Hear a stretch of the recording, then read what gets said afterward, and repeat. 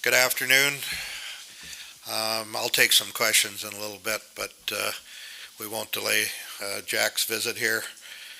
In some ways, it was by coincidence. I didn't know he was coming in, but late last night, his agent directed him here to start looking for places. So when we agreed to this contract at noon today, called him to get his signature on it, and he said he was an hour out of Pittsburgh. So we're going to save everybody a little bit of time and bring him in here now, and y'all don't have to call him later on. So go ahead, Jack.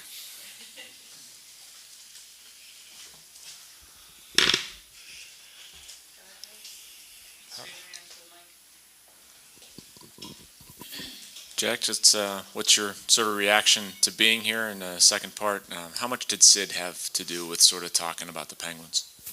Yeah, well, my wife and I came in today to start looking at homes, and we were absolutely thrilled to be here. It just seemed like a perfect fit in every which way, and feel very blessed to have the opportunity to be here and to be a Pittsburgh Penguin. And wife and I said it, checks all the boxes for us. A great place to bring the family. Great opportunity for hockey. I've been really wanting to be a part of a winning culture and a place where the expectations to win are as high as they can be, and a chance to win. And I don't think I could have asked for a better opportunity here. With Sydney, he actually talked to me a while back. We had kind of a short conversation about it. He said he'd like to give me a sales job on coming, and I saved him the time and said you don't have to do much of a sales job on me. But he definitely is an important part of this. He's the one who drives the boat around here, and I know him well enough to know that he's the kind of guy that wants 5 cups, and the minute he gets a 5th, he's going to want a 6th, and that's important to me to be a part of that, and to have someone like him leading the charge on that, and all those things factored into this being the wonderful opportunity. Jack, one of the strengths numerically that of your game, it still suggests that is a strong point of yours, is getting the puck out of the zone, making the first pass out of the zone. How important of a skill is that, given the fact you're playing with forwards like Sid, Gino, all the other skill that's here? Is that something that you think you can heighten once you come to Pittsburgh? Yeah, I mean, that's definitely my main objective as a defenseman. I mean, your job is to play defense first, contribute in the offense when you can, and getting the puck out of our zone as quickly as possible is part of playing defense. The less time we spend down there, the better. And being able to get it to world-class players, like Sid and Malkin and Kessel, and the list goes on and on. Makes my job a little bit easier and a lot more fun. Jack, on paper, you didn't have a great season in Columbus last year. You were in the press box some later in the year. What went wrong in that last year, and are you confident that whatever went wrong will not be an issue moving forward? I mean, there were a few things that didn't go according to plan. Some of those things I'd prefer not to discuss in the media. But I'm a firm believer that everything happens for a reason, and not coming to an extension in Columbus just led me to this opportunity, and I couldn't be happier, and I wouldn't trade a thing that happened to be standing here right now. Jack, Jim Rutherford traded you earlier in your career with Carolina. And kind of what's your relationship been like with him?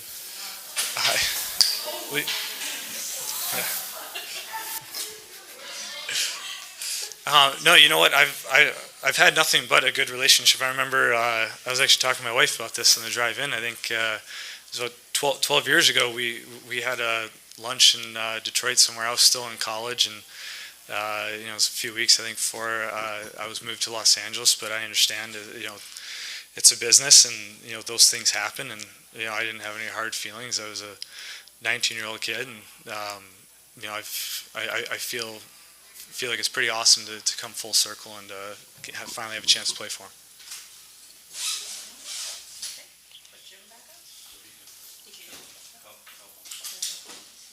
Thanks, Jack. Thank you. Thank you.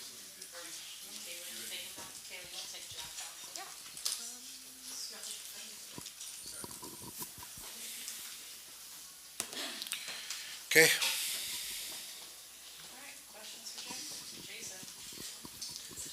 Jim, we'll just start with the Jack Johnson deal. What did you like about him, and what do you think he's going to add to your lineup? Well, when we talked at the end of the season, I said I'd like to bring more balance to the team, and we feel that we have good balance in our forwards and that we needed another defenseman to bring that balance. One of the things that we lacked last year was three pairings that we had a puck mover on. And Jack's a good skater, good puck mover. He can play both sides. He can play on either specialty team. I beg to differ with whoever asked the question about he had a bad year last year. I don't think he had a bad year. He was a healthy scratch at the end of the season. I know the reason why. It wasn't because of how he was playing. Actually, Sully watched the 3 games leading up to when he was put in the press box, and we felt he actually played pretty well. But the coaches, Gonch and Sully, have gone over the tapes over and over, watching him play, and we feel very strong about this player, that he's going to improve our team. Jim, a similar question to what I asked Jack about his ability to move the puck out of the zone to your forwards. Analytically, he's actually still one of the best in the league in that regard. And I was wondering, one, how much do you study the numbers on that as opposed to just using the eyes? And how much of that area of his game do you think will be heightened here because of the forwards with whom he will be playing? Well, it's certainly going to help him with the forwards he plays with. You know, when you go back to the 2 years we won the Cup, especially the first year, we had a terrific transition game. In that transition game, you have to have defensemen that can move the puck. And we look at the numbers, but we also talk to the guys that see him all the time. And then, like I just said, our coaches really studied the videos of some of his games, and we feel he's going to make a difference. Jim, first of all, there's a lot of reports that Matt Cullen has been signed. Can you confirm that? Yes.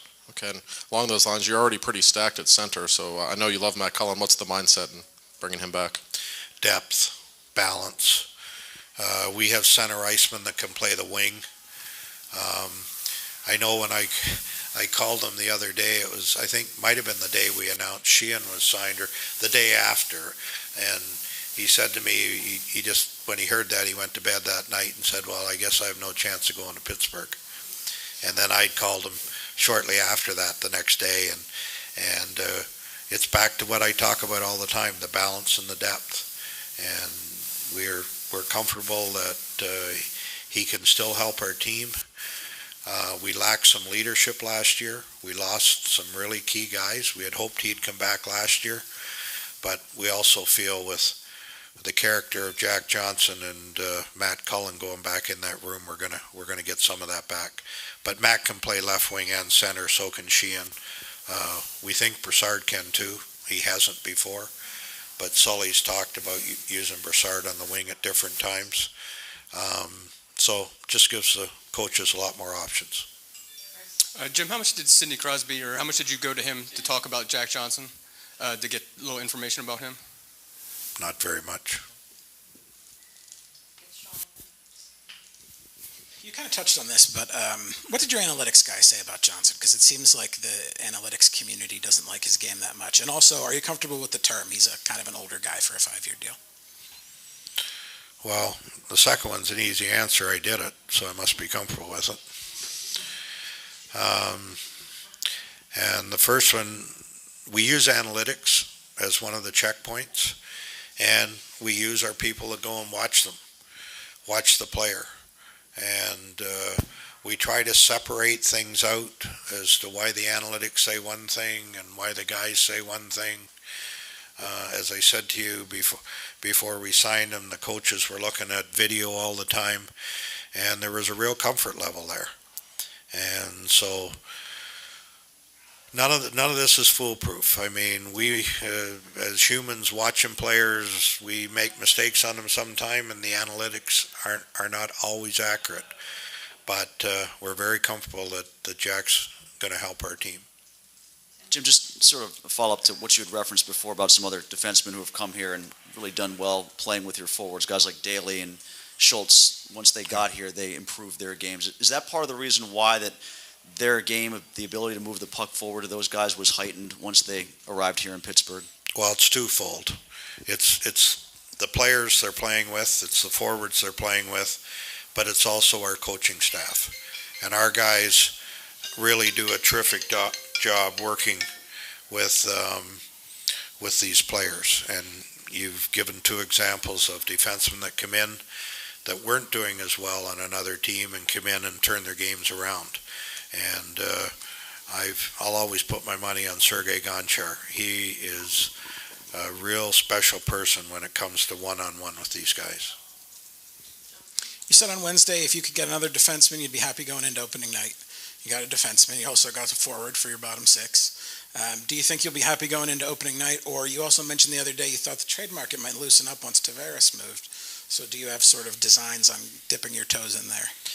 I'm happy going into opening night with what we have, but I'm not going to just close the door on the trade market. I mean, it's the same as always. If something comes along that makes sense for our team for whatever reason, we'll talk about it. And I do think that over the next 2 to 4 weeks that you'll see more trades because free agency goes very fast. A lot of the top players, or all the top players, are gone now. Some teams missed out, and I would suspect that they're going to try to fill those holes in different ways.